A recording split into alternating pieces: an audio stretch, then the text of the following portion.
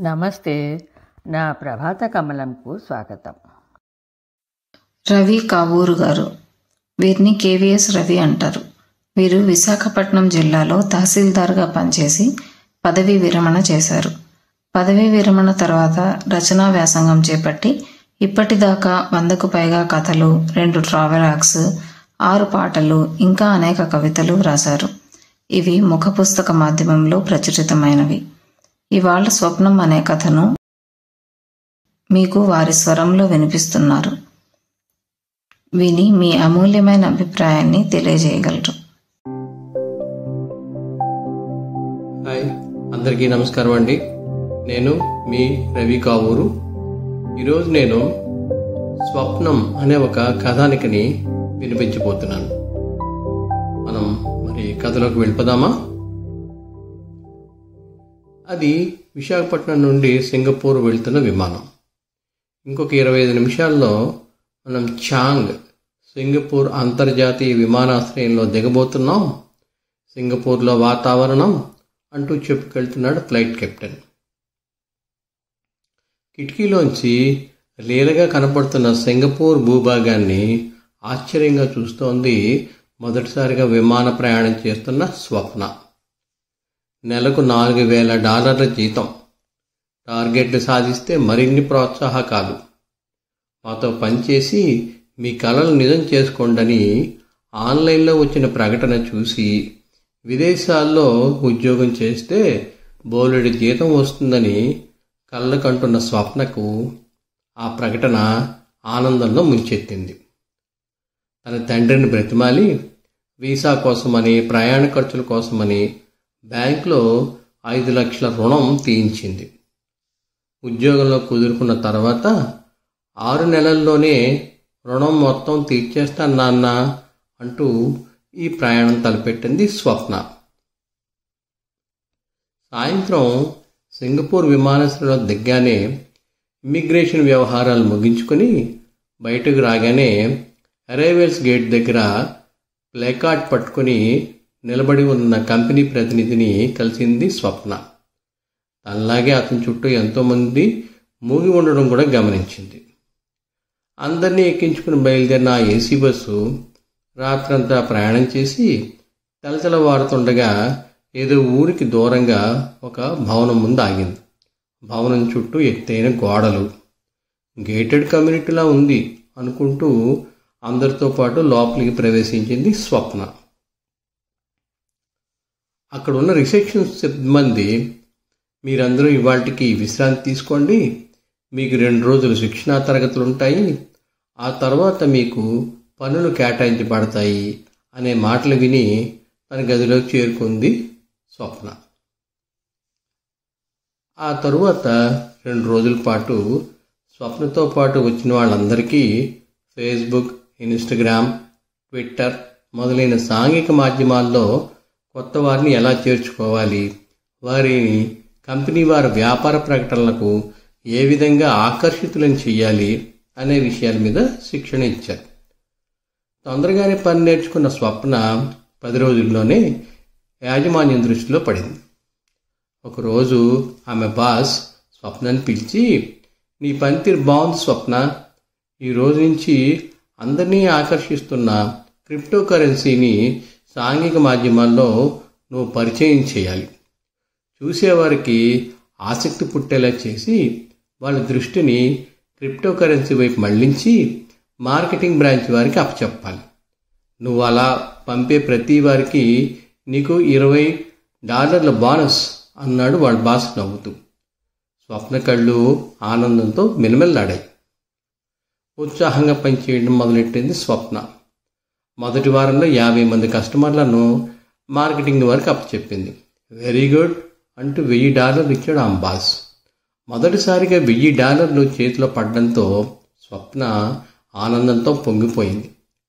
తన ఆత్మవిశ్వాసం ఒక్కసారిగా రెట్టింపయ్యింది. నాన్న తీసుకున్న బ్యాంకు రుణం అనుకున్న దానికన్నా ముందే తీర్చేయవచ్చు అనుకుంది. ఇలా ఉండగా ఒకరోజు వాష్రూమ్కి వెళ్తుంటే కంటి కింద నల్లని చారలతో కళ్ళు లోతుకుపోయి ఉన్న ఒక అమ్మాయి కనపడింది. చూడటానికి తెలుగు అమ్మాయిలా ఉందే అనుకుంటూ పలకరించిపోయింది. ఆమె "ష్" అంటూ పెదాల మీద చేతులు పెట్టి స్వప్నని మాట్లాడొద్దంటూ తనతో పాటు వాష్రూంలోకి తీసుకెళ్ళింది. "కొత్తగా వచ్చావా? ఏ ఊరు మీది?" అంటూ నీరసంగా అడిగింది ఆ యువతి. తాను ఎలా వచ్చిందో చెప్పింది స్వప్న. "పిచ్చిపిల్ల, నువ్వు ఉంటున్నది సింగపూర్లో అనుకుంటున్నావా? ఇది కాంబోడియా దేశంలో ఒక మారుమూల ప్రదేశం. మిమ్మల్ని తీసుకువచ్చిన కంపెనీ వాడు ఇక్కడ సైబర్ మోసగాళ్ల గ్యాంగ్కి మిమ్మల్ని అమ్మేశాడు. నేను కూడా నీలాగే వచ్చి ఈ సాలిగూడిలో చిక్కుపోయాను. వీళ్ళు మనలాంటి వాళ్లను విదేశీ ఉద్యోగాలు అనుకుంటూ బొలత కొట్టించి ఇక్కడికి తీసుకొచ్చి మన చేత సైబర్ నేరాలు చేయిస్తున్నారు. ఈ ఉచ్చులో పడిన అనేక దేశాల యువతీ యువకులు ఈ సైబర్ నేరాల సాలిగూడిలో చిక్కుకుంటున్నారు. మొదట్లో నీలాగే నేను అంతా బాగానే ఉందనుకున్నాను. కానీ ఒకసారి మా చిన్నాన్నని హానీ ట్రాప్ చేయమనేసరికి నేను కాదన్నాను. అంతే, నా పాస్పోర్ట్ లాగేసుకున్నారు. నాకు తిండి లేకుండా చేసేశారు.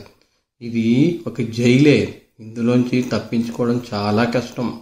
వారు చెప్పింది చెయ్యకపోతే నువ్వు కూడా నాలాగే బాధపడవలసి వస్తుంది. నేను ఎలాగూ ఇక్కడి నుంచి తప్పించుకోలేను. నువ్వు ఈ మధ్యనే వచ్చావు కదా, నువ్వైనా జాగ్రత్త పడు. ఎలాగోలా తప్పించుకో. వాష్రూమ్లో ఎక్కువసేపు ఉన్నా కూడా అనుమానిస్తారు" అంటూ గబగబా వెళ్ళిపోయింది ఆ అమ్మాయి. విదేశీ ఉద్యోగాల పేరిట జరుగుతున్న ప్రచారంలో సైబర్ నేరగాళ్ల ఉచ్చులో తాను ఎలా చిక్కుకుందో తెలుసుకుని స్వప్న భయకంపితురాలయ్యింది.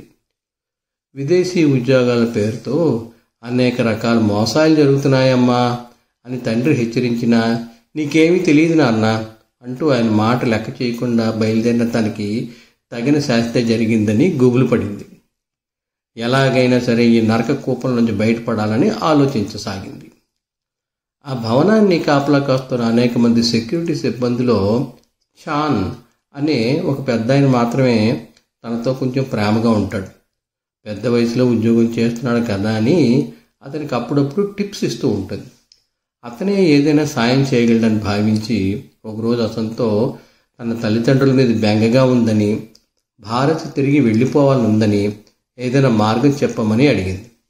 అతను ఇక్కడ పరిస్థితులు చాలా దుర్భరమని, ఎంతోమందిలాగా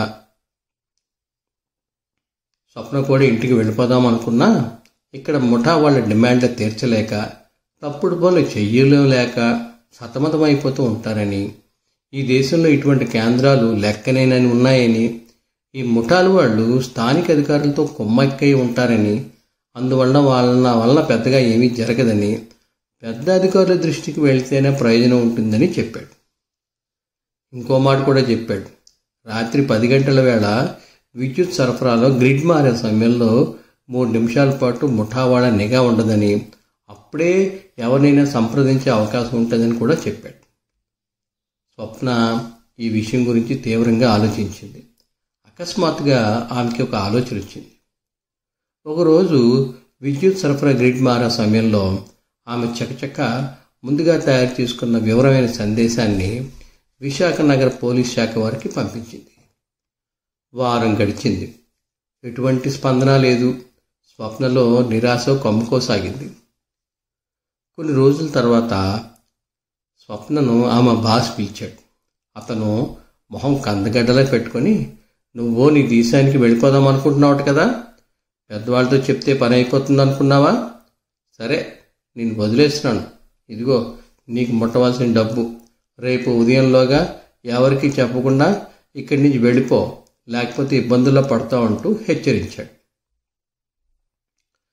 చాన్ సహాయంతో స్వప్న మర్నాడు ఉదయం ఆ నరక కోపం నుంచి బయటపడగానే ఆమె మొబైల్ మోగింది. అవతల ఫోన్లో నగర పోలీస్ కమిషనర్ గారు లైన్లో ఉన్నారు. ఆయన స్వప్న దగ్గర నుండి అన్ని వివరాలు తెలుసుకున్నారు. స్వప్నని అక్కడి నుంచి తప్పించడానికి పెద్ద ప్రయత్నం చేయాల్సి వచ్చిందని, జరుగుతున్న అక్రమాల గురించి విదేశాంగ శాఖతో మాట్లాడామని, వారు స్వప్న ధైర్యాన్ని మెచ్చుకొని ఈ విషయాన్ని విదేశాంగ శాఖకు తెలియజేస్తే కాంబోడియా ప్రభుత్వంతో వాళ్ళు మాట్లాడారని, కాంబోడియా ప్రభుత్వం వాళ్ళు తగిన అనుమతి పత్రాలు ఉంటే తప్పకుండా విముక్తి కలిగిస్తామని చెప్పారని, ఆ విధంగా స్వప్న విడుదల సాధ్యమైందని, ఇలా విదేశీ ముఠాల చేతిలో విలువలాడుతున్న వేలాది మంది భారతీయులను విడిపించడానికి ఆపరేషన్ మొదలైందని, త్వరలోనే మిగిలిన వారికి కూడా విముక్తి లభిస్తుందని చెప్పారు. గుండెల మీద బరువు దిగిపోయింది స్వప్నకి. ఆమె విశాఖ తిరుగు ప్రయాణం మొదలైంది. ఇంకో 25 నిమిషాల్లో మనం విశాఖపట్నం విమానాశ్రయంలో దిగబోతున్నాం అంటూ చెప్తున్నాడు కెప్టెన్. కిటికీలోంచి రామకృష్ణ బీచ్, సాగర్ తీరం కనబడసాగింది స్వప్నకి ఒక్కసారిగా జన్మభూమిని మించినటువంటి అందమైన ప్రదేశం లేదు కదా అనుకుంటూ నిబ్బరపడింది. కథ అయిపోయింది. ఇది ఒక వాస్తవ సంఘటనకి కథారూపం. కొద్ది కాలం క్రితం విశాఖపట్నం జిల్లాలో ఒక యువతి తీసుకున్న చొరవ వలన కాంబోడియా ఆ ప్రాంతాల్లో ఈ సైబర్ క్రైమ్ ముఠాల చేతిలో చిక్కుకొని విలువల్లాడుతున్న ఎంతోమంది మన దేశపు యువకుల తాలూకా బాధే ఈ కథలో కనపడుతుంది. కథ మీకు నచ్చిందనుకుంటాను. నచ్చితే ఒక లైక్ ఇవ్వండి.